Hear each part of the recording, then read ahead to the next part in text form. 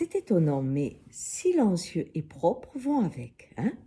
Vous remarquerez, les voitures électriques, c'est silencieux. Et d'ailleurs, j'ai failli prendre un car parce que je ne l'ai pas entendu arriver.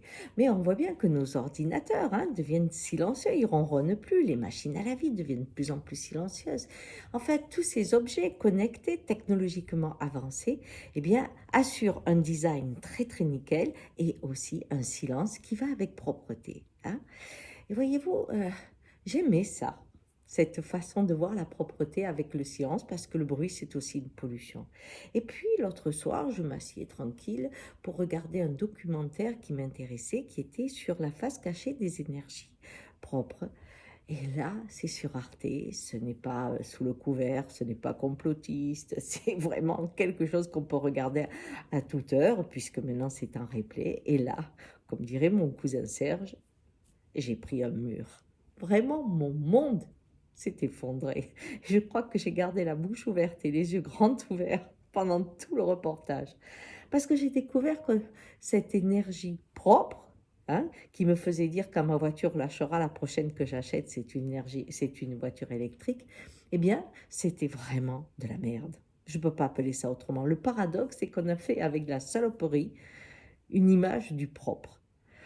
On se plaint de la pollution, et Dieu sait que je m'en plains de cette énergie pétrolière, de ces gaz, de cet épuisement que l'on fait de la Terre. Et je croyais qu'on avait trouvé une façon de remplacer ce qui polluait d'une manière très écologique. Or là, ce reportage montre cette face cachée et que ces métaux précieux, ces métaux lourds qui sont importants, qui vont autant dans les voitures que sur ces fameuses euh, nouvelles technologies pour l'électricité, les éoliennes, eh bien, tout ça, c'est pris dans des mines, dans des endroits qu'on détruit. On détruit la nature, on met les gens en esclavage. Il y a des morts incroyables dans les pays comme le Congo, comme la Bolivie, le Chili, la Chine. On voit que ça perturbe tout, hein, que ce soit au niveau de la corruption, mais aussi ça entraîne la pauvreté. C'est drôle, hein. Dès qu'il y a de la richesse dans un pays, il y a une énorme pauvreté chez les gens. Mais bon, c'est vraiment ce documentaire vous arrache le cœur parce que vous vous dites, mais je me suis fait avoir. En fait, on ne va pas vers de l'écologie. On a juste transformé une ressource par une autre ressource pour continuer. Pour continuer quoi?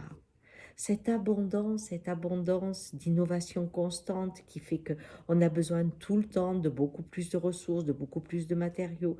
Et on ne se pose pas la question ni la remise en cause de ce feu d'artifice créatif qui va entraîner un désert où nos enfants, nos petits-enfants de notre génération vont devoir souffrir une pénurie et mourir dans une douleur incroyable. Alors oui, ce documentaire, je vous conseille de le partager et des fois de mettre des phrases choc. Par exemple, quand je vois ce jeune homme qui a étudié à Bure sur cet enfouissement des déchets et qui met en parallèle une usine nucléaire une centrale nucléaire qui fait 60 ans d'activité pour les déchets qu'elle produit. Il va falloir 150 000 ans. C'est tellement énorme parce que ce qu'on enfouit est dangereux.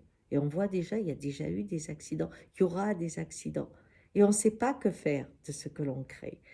Alors, peut-être que maintenant que nous sommes un peu désintoxiqués de la consommation avec le Covid, on pourrait commencer à exiger d'avoir des informations correctes sur l'écologie que l'on nous propose. Parce que prendre un rêve pour un autre rêve, nous finirons tous dans un grand cauchemar. Alors, je fais un vœu pour cette fin d'année. Lucidité, information et partagez ce documentaire. Vraiment, que ce soit un coup de tonnerre sur cette hypocrisie d'une société qui n'a pas peur de tuer le monde pour exister quelques années. Ciao.